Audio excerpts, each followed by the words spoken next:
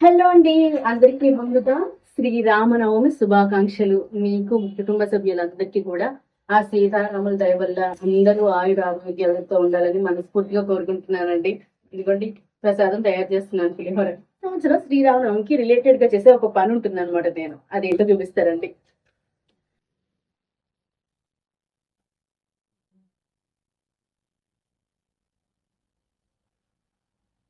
కదా, మన లవకుశ మూవీ అండి. మన పెద్ద ఎన్టీఆర్ గారు చేసింది. మన తెలుగు వాళ్ళందరికీ తెలుసు ఈ మూవీ గురించి.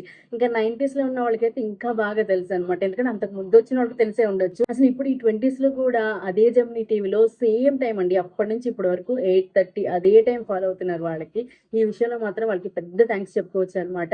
మనకే కాదు, మన పిల్లలకు కూడా రామాయణం గురించి ఒక అవగాహన వస్తుంది ఈ మూవీ వల్ల.